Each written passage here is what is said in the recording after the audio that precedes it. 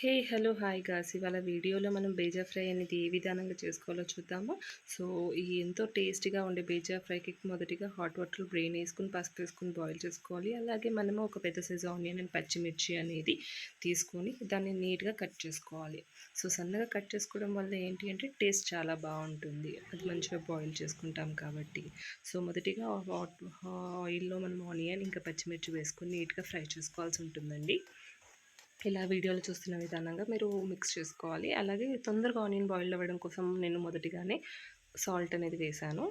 ఇలా నీట్గా మంచిగా ఫ్రై చేసుకోవాలి ఆనియన్ అనేది, పచ్చిమిర్చి అనేది.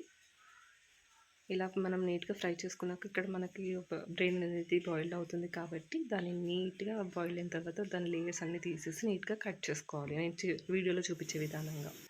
ఇలా మనము కట్ చేసుకున్న ఆనియన్లో మనం పసుపు అనేది యాడ్ చేస్తున్నాము మనకి టేస్ట్కి తగ్గట్టుగా. ఇలా వేసుకున్న తర్వాత దాంట్లోనే కొద్దిగా కారం 1.5 స్పూన్ వేసుకోవచ్చు. నేనైతే 1/2 టీ స్పూన్ వేసుకున్నాను కారంని, నా టేస్ట్కి తగ్గట్టుగా. ఎక్కువ స్పైసీగా ఇష్టపడే వాళ్ళు ఇష్టంగా వేసుకోవచ్చు ఇంకెక్కువగా. అదే విధానంగా ఇప్పుడు దీంట్లోనే నేను కట్ చేసుకున్న ఈ బేజా ఫ్రై ఏదైతే ఉంటుంది కదా, అవి కూడా యాడ్ చేసుకున్నాను.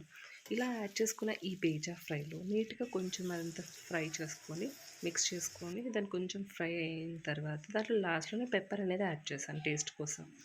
సో ఇలా పెప్పర్ యాడ్ చేశాక ఇలా నీట్గా మగ్గనివ్వాలండి. కొద్దిగా దాన్ని మూత పెట్టేసి వదిలేస్తే ఇలా నీట్గా బాయిల్డ్ అవుతుంది. సో ఏం టెన్షన్ పడొద్దు, ఫైనల్గా మనము బేజా ఫ్రై అనేది రెడీ అయిపోయింది. సో మీరు ట్రై చేయండి, మీకు నచ్చితే మీ కమెంట్ చేయండి, టేస్ట్ ఎలాగుందో చెప్పండి నాకు. Thank you.